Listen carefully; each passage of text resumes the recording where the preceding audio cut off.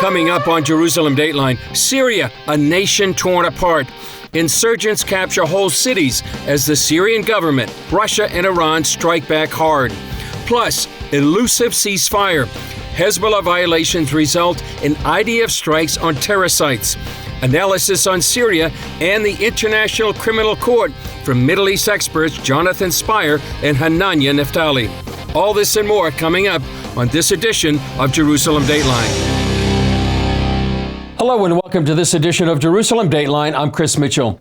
This ceasefire with Hezbollah could mean the time is right for Hamas to cut a peace deal. President Biden's national security advisor says Israel and the terror group are back to negotiating. Meanwhile, Israel is closely watching its other northern neighbor after Islamic rebels captured Syria's second largest city. Within the past few days, Islamist rebel forces launched a major offensive against the Syrian regime and now control the second largest city, Aleppo.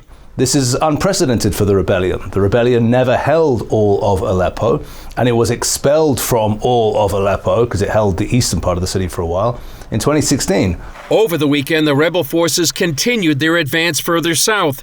Jonathan Spyer is a Syrian expert with the Middle East Forum. This must surely be a very major blow both to the Assad regime and indeed, I would say, to the larger regional alliance of which the Assad regime forms a part, namely that regional alliance headed by Islamic Republic of Iran. Israeli Prime Minister Benjamin Netanyahu addressed the Syrian situation. We are constantly following what is happening in Syria. We are determined to defend the interests of the State of Israel and to protect the achievements of the war. As of now, I would say there are not major implications for Israel because all of this, of course, is taking place in northwest Syria, which is an appreciable amount of distance away from the Golan Heights and Syria's border with Israel. In Lebanon, a somewhat shaky ceasefire is holding. With Hamas's strongest ally, Hezbollah, out of the war for now, Israel is putting pressure on the terror group to make a peace deal in Gaza. One of their main partners in crime here, Hezbollah, has now cut a ceasefire deal, and they thought that Hezbollah would be with them till the end. President Biden's national security advisor says Hamas, Israel, and intermediaries are all negotiating again. And our hope is that we can generate a ceasefire and hostage deal. On Monday, the IDF announced the death of Israeli-American Omer Nutra, a New York native taken hostage by Hamas on October 7th. Nutra's death follows the emotional propaganda video released by Hamas over the weekend of Israeli-American hostage Idan Alexander, who pleaded directly with President-elect Donald Trump. Use your influence and the full power of the United States to negotiate for our freedom. Every day here feels like an eternity, and the pain from inside grows from day to day. At a rally to free the hostages, Idan's mother told the crowd she spoke with Prime Minister Benjamin Netanyahu. He reassured me and promised that now, after reaching an arrangement in Lebanon, conditions are right to free you all and bring you home. Meanwhile, the Syrian Christians in Aleppo worry they're in grave danger because of the Islamist rebels now in control. When we've seen them take over areas in the past where Christians live, Christians have been treated badly, up to and including forced conversions to Islam and other acts of that nature. Nearly 1 week after the ceasefire between Hezbollah and Israel, the IDF is firing back at violations by the terror group. President Trump is also weighing in on the plight of Israeli-American hostages held by Hamas. Take a look. The incoming president delivered a strong message to Hamas, demanding the release of the hostages in Gaza by the time he takes office. Trump wrote on social media, if the hostages are not released prior to January 20th, 2025, there will be all hell to pay in the Middle East and for those in charge who perpetrated these atrocities against humanity. Trump's statement comes just days after an emotional appeal by Israeli-American Idan Alexander on a Hamas propaganda video, and the announcement that Hamas murdered another Israeli-American hostage, Omer Nutra, after Hamas took him captive when his tank was overrun on October 7th. President Biden also responded to the news, releasing a statement that read in part, "Less than a month ago, Omer's mother and father joined me at the White House to share the pain they've endured as they prayed for the safe return of their son, pain no parent should ever know." House Speaker Mike Johnson posted, "Please join us in praying for the Nutra family as we continue to seek justice against Hamas and the return of Omer's body." On Israel's northern border, the ceasefire is holding, despite Hezbollah firing mortar shells into a disputed site on the Israeli-Lebanese border. Israel responded with military strikes. Foreign Minister Gideon Saar said Hezbollah forces operating south of the Litani River violates the ceasefire. They must move north immediately.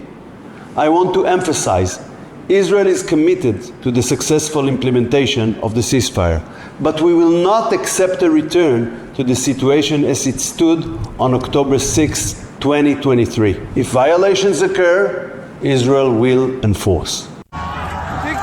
In Syria, Islamist radicals strengthen their grip on Aleppo, Syria's second largest city.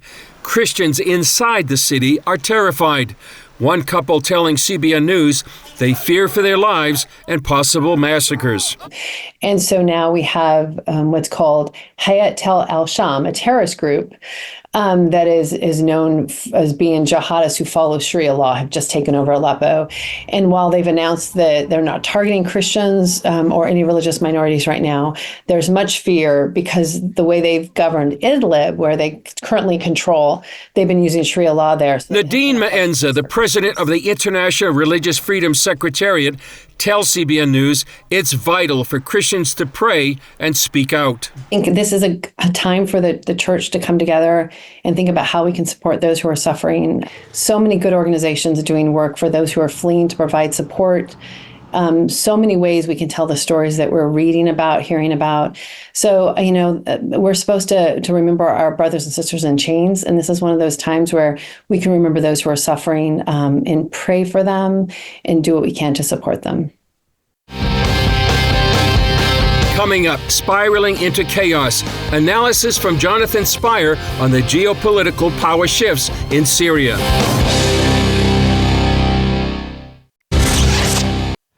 Jonathan Spyer's expertise on Syria comes from his many trips and reporting from in-country.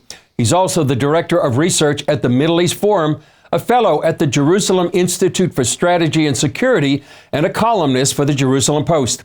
We asked him for his thoughts about the latest on the insurgency in northwest Syria. Jonathan Spyer with Middle East Forum, thanks for joining us. What's going on in Syria right now not only has some of these jihadi groups, but also some of the major players in the region, Turkey, Iran, Russia, and how do you see all this geopolitical dynamic happening inside Syria? Yeah, first of all, it's really important to remember that this offensive by HTS, by the Sunni Islamist organization HTS, and the SNA, Syrian National Army, could not possibly have taken place were it not for the permission, tacit or otherwise, of Turkey.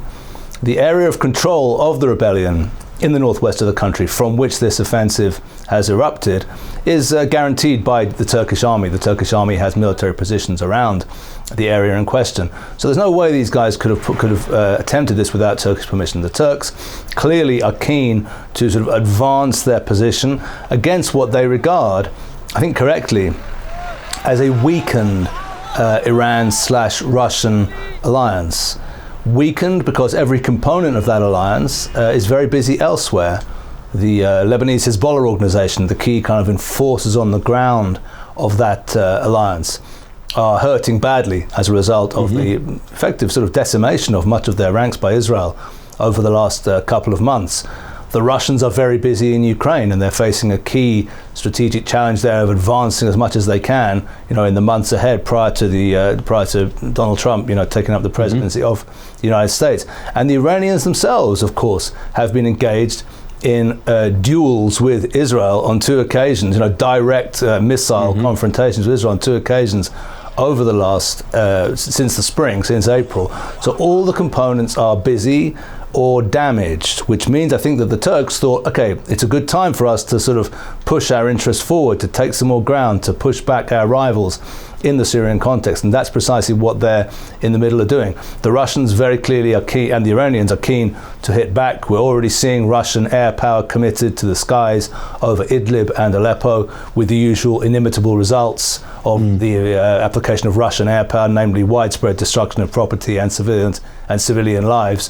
The Iranians and the regime itself are probably going to try a counteroffensive quite soon. So yeah, geopolitics is the name of the game in all this. It's all about the weakening of the Iran-led alliance and an attempt, I think, by the Turks to profit from the weakening of that alliance. When you talk to a Western audience that looks at what's happening there, which seems very confusing, what are the main points you need to make to them? I mean, the main point, again, is simply to say that the Assad regime is a fully paid up member of the Iran-led regional alliance. Syria constitutes key strategic real estate for the Iranians because it's there between Iraq, of course, to the east, Lebanon and Israel, and the Mediterranean Sea to the west. So it's a link in the chain that the Iranians want to maintain all the way from Iran itself to the Mediterranean Sea and to the borders with Israel. And that's why they're going to be so keen to try and push back this offensive. And from a Turkish point of view, the Turks, of course, support Sunni Islamist organizations everywhere as their instrument throughout the region. They're doing that also in the Syrian context. And right now, I think in a kind of opportunistic way, but a smart way, they and their allies have noticed that the rival alliance, in a sense, in Syria is weakened, and they've therefore decided to try to push forward. Of course, you have Israel right on the border of all this. What are the implications for the Jewish state? I mean, Israel, in a certain sense, Menachem Begin famously, the late Menachem Begin, when he was asked about who should Israel support in the Iran-Iraq war, and Begin said, we wish great success to both sides. And, there's a sense of logic in that as well, in the sense that, of course, the Iran-led regional alliance is Israel's main enemy. But at the same time, there's no love lost, if I can put it that way, between a group of Sunni jihadis like HTS with Islamist Turkey behind them and Israel. These organizations, of course, and were strong supporters of Hamas, for example. So in a certain sense, from an Israeli point of view, if these two forces wish to kind of bleed each other in Aleppo and Idlib provinces, in these remote provinces of northwest Syria, that's not necessarily a bad thing for Israel. Israel, I think, would not want to see either of them entirely win. A victory for the Iran-led regional alliance, of course, is not good from an Israeli point of view. But if we can imagine the birth of a new, angry, Sunni jihadi Syria, backed up by Turkey, probably aligning itself with Hamas and Islamic Jihad, that wouldn't be good either. So from a certain point of view, Israel, I think, will be probably quite content to sit back and watch these two enemy forces in a certain way go at it against one another up there in northwest Syria. Well, Jonathan Spyer, thanks for bringing some clarity and to a very complicated situation. Thank you. Thanks, Chris. Up next, making Israeli leaders wanted men. Hananya Naftali on the International Criminal Court's accusations of genocide.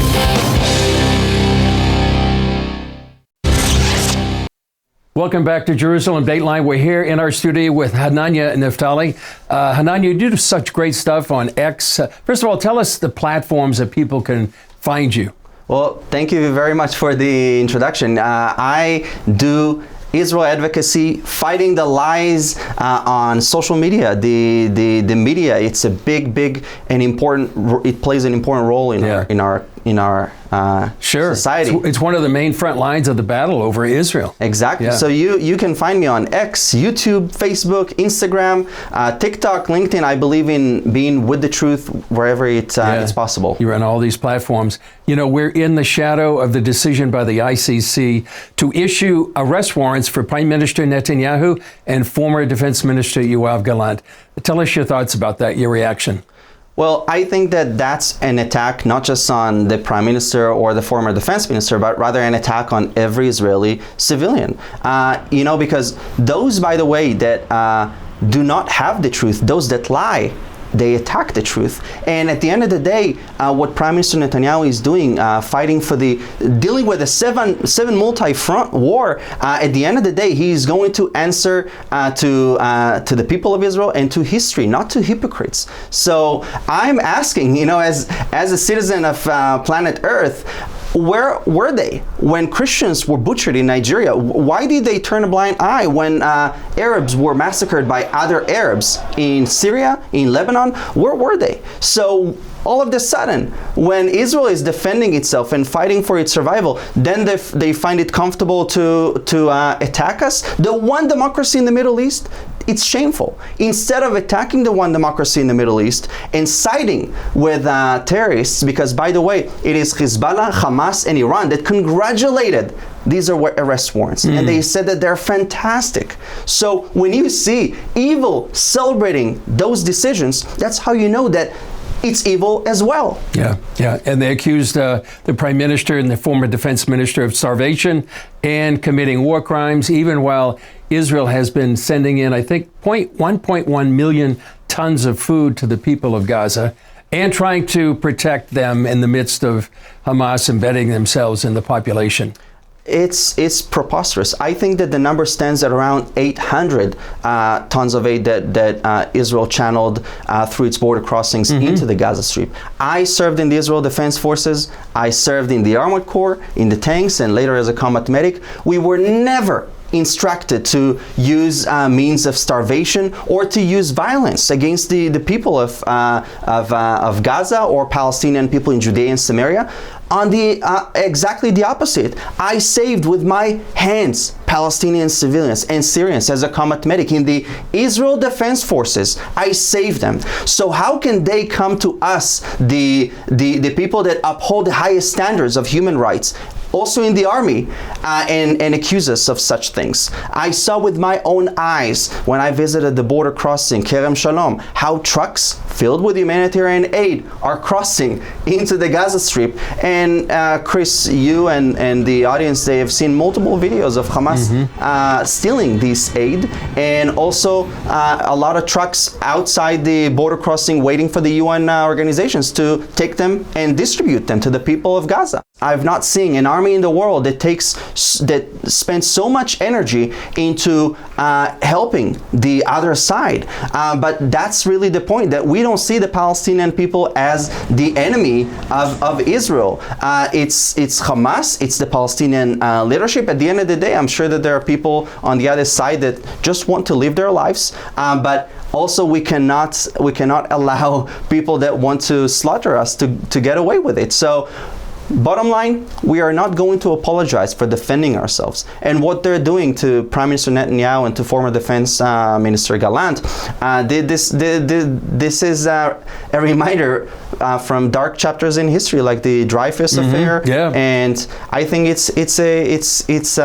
they're adding yet again to this dark chapter in anti-Semitism. Yeah. Singling out the Jewish state, that we need our friends today more than ever. And when you come and attack us, at the end of the day, as someone who believes in God, I think that they're gonna answer to God. Yeah. Well, Hananya Naftali, thanks for your first-hand perspective. Thank you. Still ahead, wars and rumors of wars. News analysis with Middle East correspondent Paul Strand.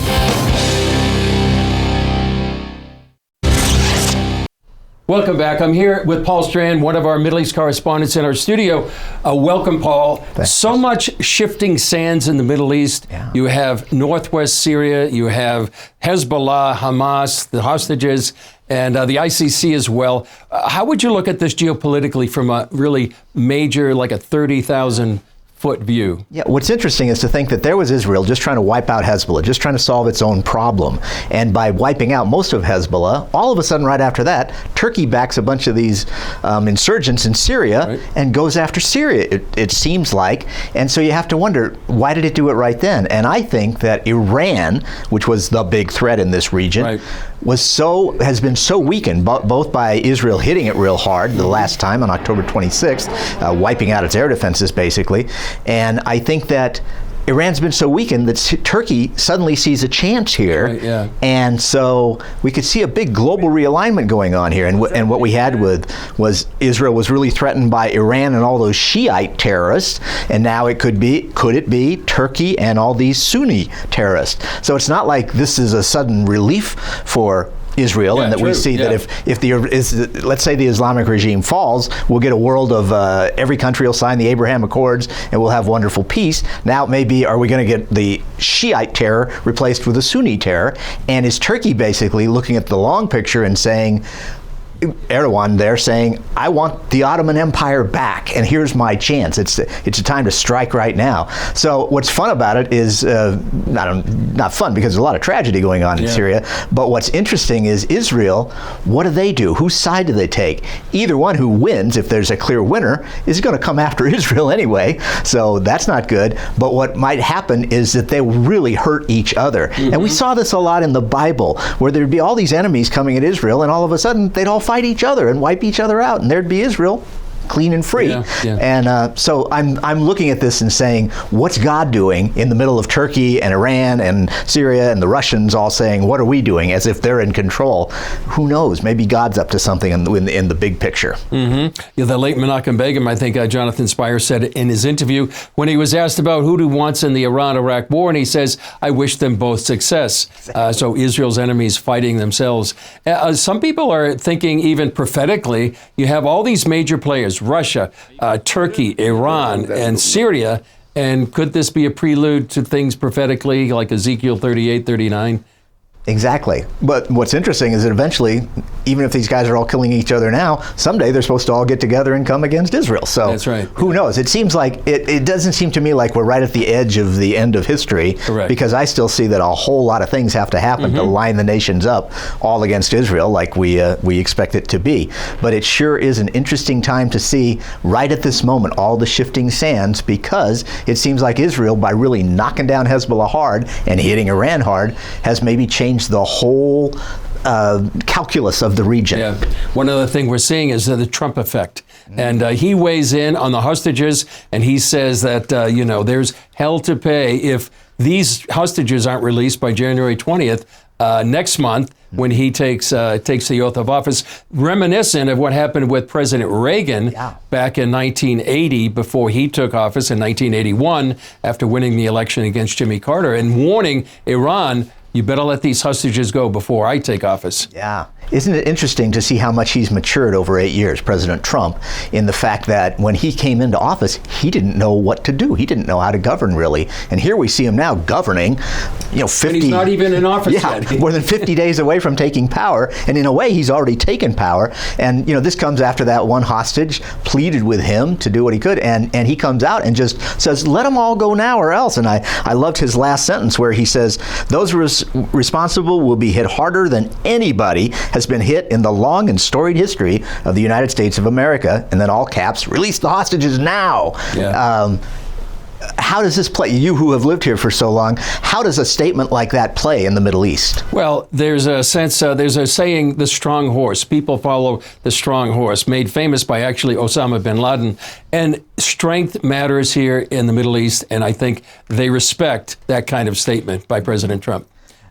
And I want to finally end on, Paul, just the people need to know about these Christians in Aleppo, how important it is to pray for them, support them, speak out for them, because they really are in deep peril. Yeah, and well, do you want to pray? I'll start. Sure. You want to finish it off? Okay, dear Lord, we do look to these people, our brothers and sisters, and you say that we're supposed to be concerned about them. We are concerned about them, and we realize these really are perilous times.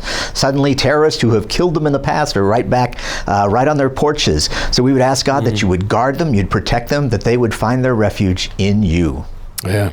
Paul, thanks for praying, and thanks for giving us some wonderful analysis about what's happening, this kind of macro 30,000-foot view of what's happening in the Middle East. Thank you, Chris. Yeah, okay. And so thank you, too. And, well, that's all for this edition of Jerusalem Dateline. For all of us here in the Jerusalem Bureau, I'm Chris Mitchell. We'll see you next time on Jerusalem Dateline.